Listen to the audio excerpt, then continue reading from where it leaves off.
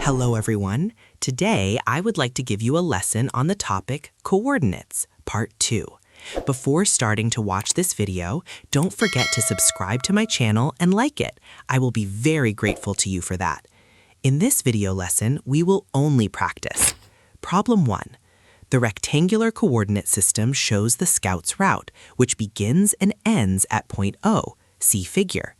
The area of one cell is 1 kilometer squared. Determine the length of the entire route, kilometers. The picture is already in front of us. We see that the route began at point O and ended at point O. Suppose that this was an ordinary tourist. First, he walked along the OO axis. Here I denote that he walked 4 cells up, then turned right and moved along the OX axis for 3 cells. Then he went down 8 cells along the OY axis and ended up at a point with coordinate A, 3, -4. So if we find the distance from point O to point A, then we will find the length of the entire route. We recall the formula for finding the length of the segment and substitute the unknown coordinates. After substitution, the length of the segment OA is 5. So, thus, the length of the entire route is, you just see I highlighted the known dimensions of these segments and substituted them accordingly in this example. So we have that the length of the entire route is 20. Problem 2. Vertex C of triangle ABC lies on the line given by the equation x plus 2 equals 0, a 6 -4, b 6 5. Calculate the area of triangle ABC. From the equation x plus 2 equals 0, we need to express x, which is equal to -2. So x equals -2. This will simply be a line parallel to the y-axis, which I have marked in blue. I have also marked points A and B by the given coordinates. So the length of AB in us will be equal to 9. Well, you can calculate by cells, you can by any formula. Then the distance between these two lines will be 8, and the distance that we have just found is equal to the height of the triangle ABC, which is dropped from the vertex C to AB. So this will be our key to find the area of this triangle ABC. We will substitute unknown quantities. Instead of A, we will substitute 9, instead of height 8, and we will have that the area of this triangle is equal to 36. Problem 3.1. The sphere touches the coordinate plane xy at point A 330, the coordinate plane xz at point B 303, and the coordinate plane yz at point C. Determine the coordinates at point C. So first, we find out that this point C is in the yz plane. So I'm highlighting this plane with a yellow rectangle so that we can clearly see which plane point C is in. What's next? Interesting question. Then we understand that the coordinates of point C will be 0, y0, z0. Our task is to find y0, z0. And of course, among the given answers, option D suits us. Problem 3.2. The sphere touches the coordinate plane xy at point A 330, the coordinate plane xz at point B 303, and the coordinate plane yz at point C.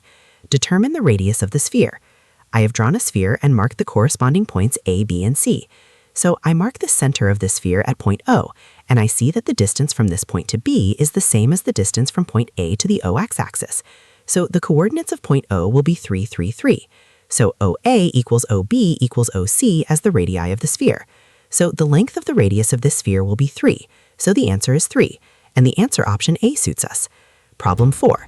The base of the cone is bounded by the circle given by the equation x squared minus 2x plus y squared plus 6y equals 25, lying in the plane xy. Determine the volume of the cone if the applicate of its vertex is 15. In response, write down the value of v divided by pi. First, we must remember the equation of a circle. This is how it looks. Then we must this equation that is given to us by condition, we rewrite it and remember the formulas for abbreviated multiplication.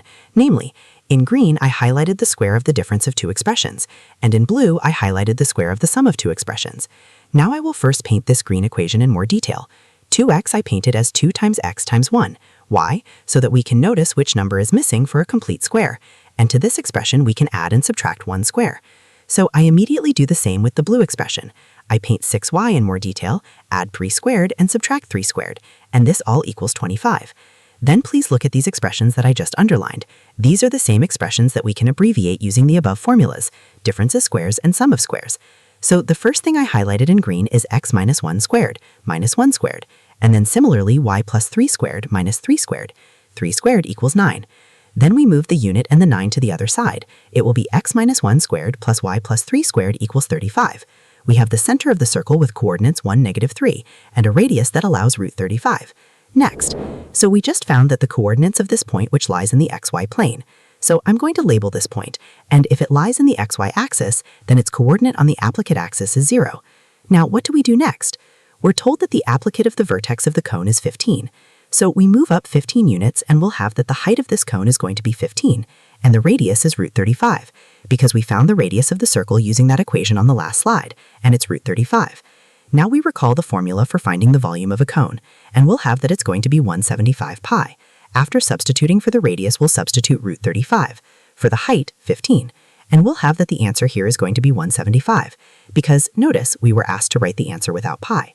So if you understood everything today, I would give you Eclipse Yacht as a gift. If you are worried or excited because you did not understand something, no problem. Watch this video again slowly. Never give up. And I wish you to understand it as soon as possible. Bye.